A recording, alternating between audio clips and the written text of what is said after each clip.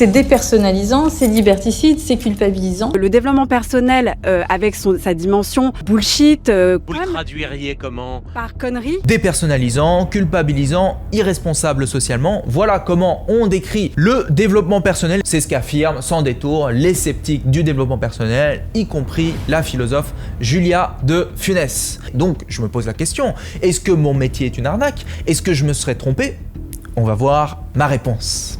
Avant de commencer, laissez-moi vous dire d'où je parle. Moi, je ne suis pas journaliste, je ne suis pas philosophe de plateau télé, je ne suis pas observateur extérieur du développement personnel. Je pratique et j'enseigne le développement personnel depuis plus de 10 ans. J'ai fondé l'école Vivre Mieux. Des milliers de personnes sont passées par mes accompagnements. Je me sens clairement libérée. Ouais. Je n'imaginais pas pouvoir me transformer autant en si peu de temps, si tu veux. Je me sens justement sereine, en paix. Et ça, c'est vraiment apaisant. Je vis plus l'instant présent et ça, honnêtement, ça n'a pas de prix. Je ne vous parle pas en théorie, je vous parle de ce que j'ai vu de mes propres yeux, des vies qui se sont transformées et à commencer par la mienne. Donc, quand j'entends que le développement personnel est une imposture, un outil de manipulation, de culpabilisation, moi je ne prends pas ça à la légère parce que c'est important pour moi, parce que si c'est vrai, alors ça ferait de moi quelqu'un qui fait du mal aux gens que j'accompagne. Donc, regardons ça sérieusement. À la fin de l'épisode, je vais vous donner mon avis sur une chose à propos de tous les sceptiques du développement personnel, mais ça, je vous dirai à la fin. Mais avant ça, voyons ensemble ce que disent les critiques. C'est ça le grand paradoxe du développement personnel, c'est comment voulez-vous qu'un livre de développement personnel qui prétend s'adresser au moi de chacun vous parle de votre moi le plus intime alors qu'il s'adresse à des millions d'autres lecteurs. C'est quand même, il n'y a pas plus impersonnel que le développement personnel. Donc la première critique, c'est comment voulez-vous que le développement personnel s'adresse à mon moi le plus intime alors qu'il y a des milliards de moi. Il n'y a pas plus impersonnel que le développement personnel. Alors, qu'est-ce que j'ai à dire par rapport à ça ? D'abord sur la forme, l'argument de Julia de Funès repose entièrement sur une homonymie. Elle prend le mot personnel tel qu'il apparaît dans l'expression développement personnel, le développement de l'individu, le développement de la personne, et fait glisser le mot vers son autre sens, ce qui serait propre, sur mesure, taillé pour chaque individu dans sa singularité. De ce glissement, elle tire une contradiction qui n'existe que dans le langage, pas dans la réalité qu'il décrit. Regardez ce qui se passe si j'applique exactement le même raisonnement à autre chose. Par exemple, comment voulez-vous qu'une recette de cuisine puisse s'adresser à mon moi le plus intime puisqu'il existe des milliards de moi différents ? Ça ne fonctionne pas. Comment voulez-vous qu'un cours de piano puisse être vraiment personnel puisque les gammes, la théorie musicale et les techniques sont exactement les mêmes pour tout le monde ? Ça ne fonctionne pas. On voit l'absurdité parce que ni la cuisine ni le piano s'appellent cuisine personnelle ou piano personnel. Donc le jeu de mots ne peut pas s'amorcer et personne n'irait accuser ces pratiques d'être dépersonnalisantes pour cette raison. Pourtant, la structure logique est rigoureusement identique au développement personnel. C'est une méthode générale, commune à tous, que chacun va s'approprier ensuite selon sa situation, son histoire, ses objectifs. Autrement dit, ce n'est pas la pratique qui est contradictoire, c'est le nom qu'on lui a donné qui prête le flanc à ce jeu de mots.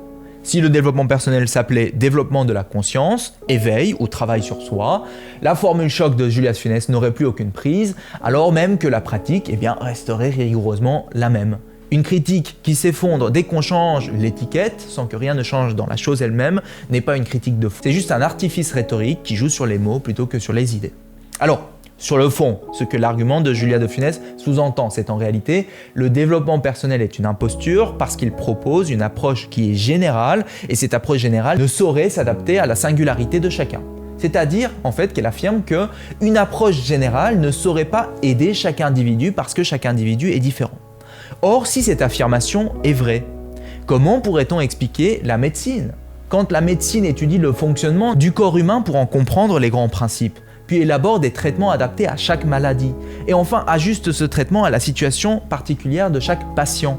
Est-ce qu'on va pouvoir dire que chacun est différent et qu'on ne peut pas généraliser une théorie ? Non, personne ne le dit parce que c'est justement cette généralisation rigoureuse et validée par l'observation répétée scientifique qui rend le traitement individuel possible. Si cette affirmation est vraie, comment pourrait-on expliquer la thérapie ? Quand un thérapeute observe chez des centaines de patients différents qu'un manque affectif précoce génère récurremment un même type de mécanisme de compensation à l'âge adulte, est-ce qu'on peut dire chacun est différent, on ne devrait pas généraliser ? Non, c'est en identifiant ce schéma et parce que ce schéma a été observé, répété, vérifié chez suffisamment de personnes qu'on ne peut plus en faire une anecdote isolée et c'est là le point clé. Généraliser n'est pas le problème, ce serait même l'inverse, c'est précisément la généralisation qui permet ensuite l'appropriation au niveau individuel. Sans principes généraux, pas de diagnostic personnalisé possible. La généralisation n'annule pas le particulier, c'est ce qui rend le particulier lisible. Bien sûr qu'on peut généraliser la médecine, la psychologie le font depuis toujours. C'est grâce à la généralisation qu'on va pouvoir comprendre ce qui se passe. Donc la vraie question n'est pas peut-on généraliser l'humain ? La vraie question, c'est sur quoi repose cette généralisation? Comment peut-on faire confiance à la généralisation proposée par les coachs en développement personnel qu'on voit apparaître un peu partout aujourd'hui sur les réseaux sociaux? Est-ce que cette approche est suffisamment rigoureuse? Est-ce que c'est fondé sur une observation répétée d'un mécanisme réel, vérifié chez de nombreuses personnes?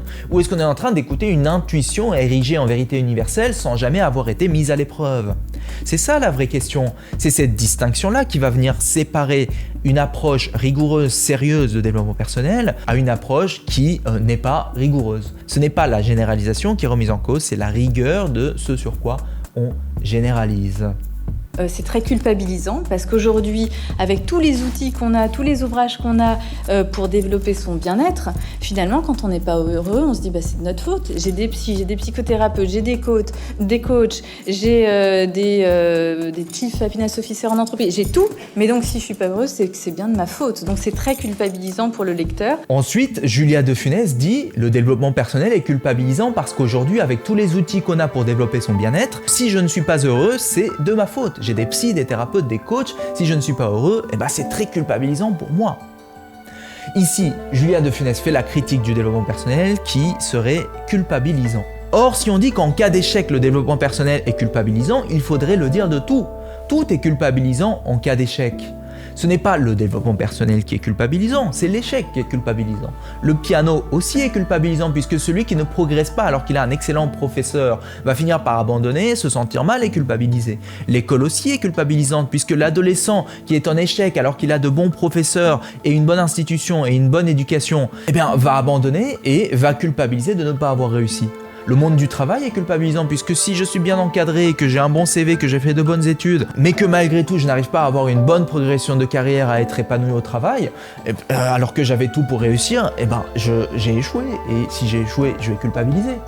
Ça ne signifie pas qu'il faut interdire le piano, l'école ou le travail, n'est-ce pas? Donc le problème, ce n'est pas que le développement personnel soit culpabilisant. Le vrai problème derrière qui est énoncé par Julia de Funès, c'est on fait culpabiliser des individus en leur faisant croire qu'ils sont responsables de leur échec lorsqu'ils ne parviennent pas à changer grâce au développement personnel. Alors qu'à un moment donné, c'est peut-être la méthode qui n'est pas bonne. Puisqu'au fond, je suis moi intimement convaincu que c'est une imposture. Je ne crois pas que le développement personnel puisse réellement aider ceux qui en ont besoin. Lorsque le développement personnel fait croire à l'individu qu'il peut transformer sa vie, là, on fait culpabiliser l'individu parce que, de toute évidence, il va échouer et il ne va pas parvenir à changer. Donc au fond, ce qu'il y a, c'est une crise de confiance. Et je comprends, parce qu'il y a vraiment de tout, et surtout beaucoup de dérives dans le développement personnel.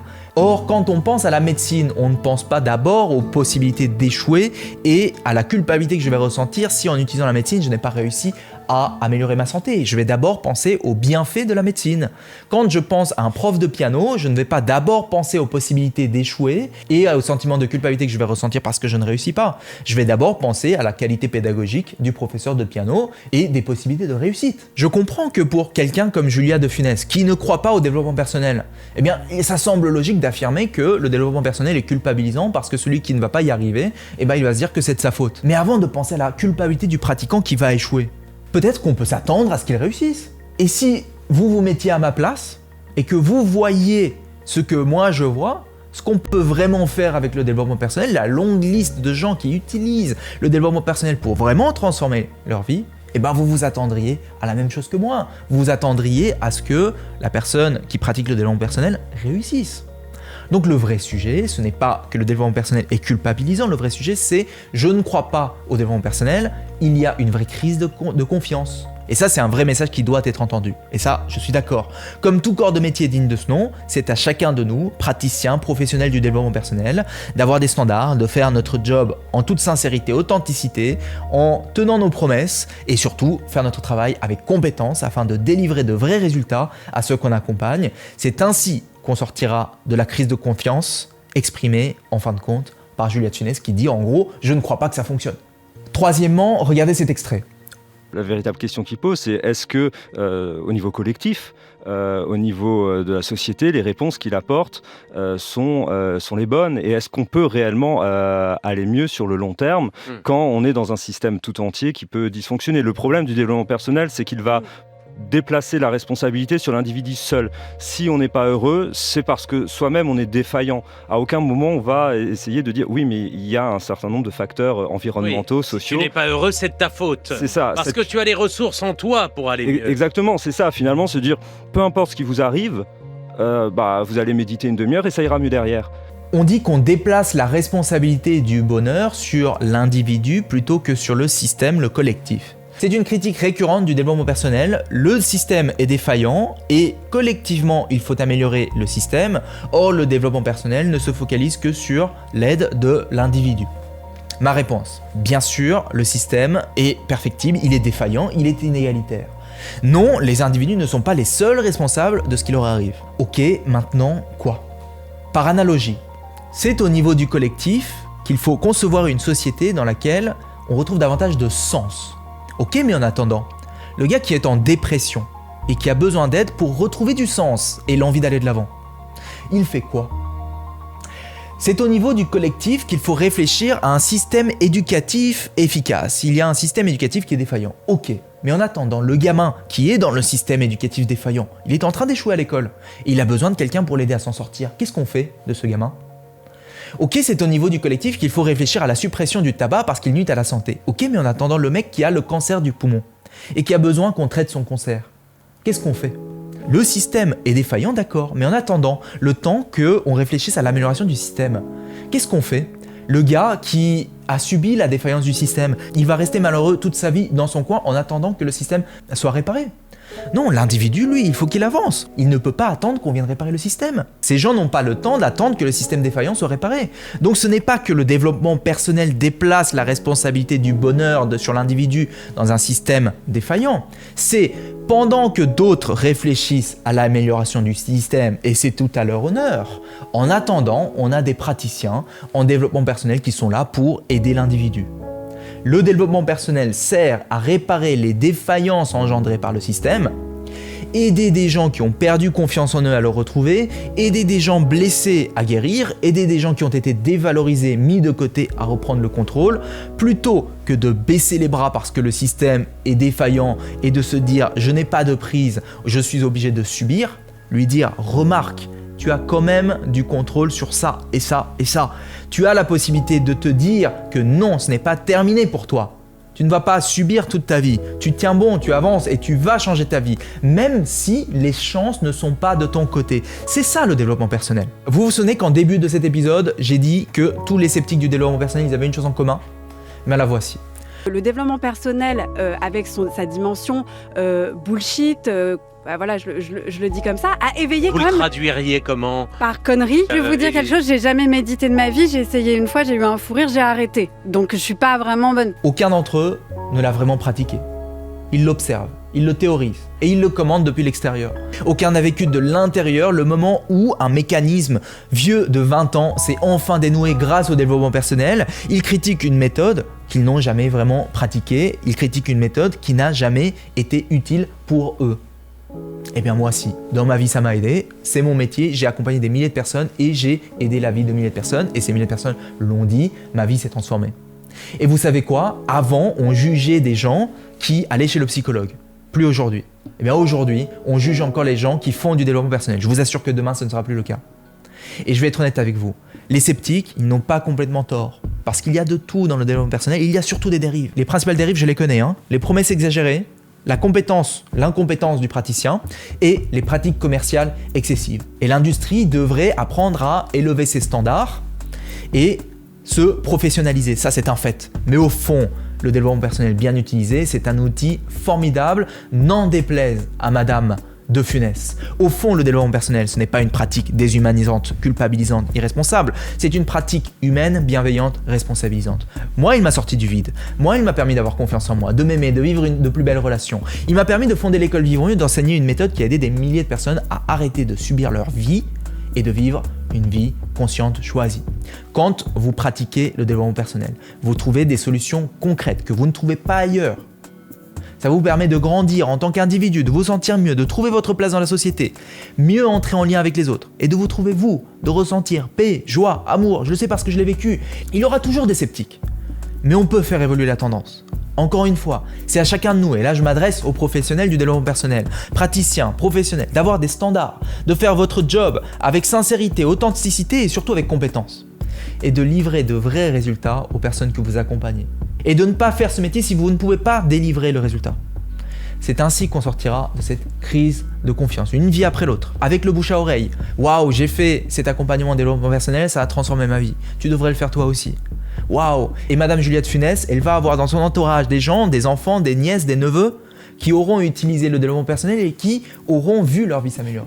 Et là, je peux vous assurer qu'elle ne pourra plus dire le développement impersonnel, l'imposture de tout un siècle, ou je ne sais ce qu'elle a écrit. Mais je voudrais aussi à nouveau m'adresser à tous les thérapeutes, accompagnateurs, éducateurs, enseignants, coachs qui sont dans le métier de l'humain et qui m'écoutent. Continuez, ne baissez pas les bras, continuez de vous former, continuez de faire votre métier, d'accompagner des humains, faites votre métier avec amour, avec passion, avec compétence. Ne faites pas de promesses que vous ne pouvez pas tenir. Soyez droit dans vos pratiques commerciales. On a un vrai défi, on va le relever et on va continuer de transformer la vie de milliers. On ne triomphera pas des sceptiques avec des débats, on va triompher avec des résultats. Moi, c'est ma mission, c'est pour ça que je suis là. Voilà, c'est tout pour cette semaine. C'était Julien Kim, prenez soin de vous, ciao. Julien est en train de recréer une manière de vivre la vie. Et faire partie de cette vision-là, ça fait plaisir parce que c'est une vision qui permet d'être en paix avec soi et de reprendre un peu le contrôle de sa vie malgré les impératifs sociétaux. Je me sentais très incomplète depuis très longtemps et j'ai fait beaucoup de recherches en développement personnel et j'ai vu beaucoup de thérapeutes pour cette question qui est restée sans réponse. Aujourd'hui, je me sens enfin bien en fait, alignée avec moi-même, je me sens justement sereine, en paix. Je n'imaginais pas pouvoir me transformer autant en si peu de temps, si tu veux. Parce que je me disais, ça fait plusieurs années de thérapie que je fais. Alors oui, j'ai eu des changements, je ne peux pas le nier. Mais ça prenait du temps, c'était fastidieux. Je sentais que ça pataugeait, tout, c'était frustrant. Et là, vraiment, donc génial. J'ai toujours entendu dans mon enfance, la vie c'est difficile, il va falloir se retrousser les manches, on va encore pas y arriver. Et donc toutes ces phrases qui sont limitantes et qui inconsciemment me plombaient complètement. Et aujourd'hui j'ai plus peur du manque en fait. Je me dis j'y vais, on verra bien où ça va me mener. Je me sens clairement libérée, ouais. À part merci, je sais pas par quel autre moyen montrer ma reconnaissance pour tout ce qui m'a été apporté grâce à toi Julien et toutes les personnes avec qui tu travailles.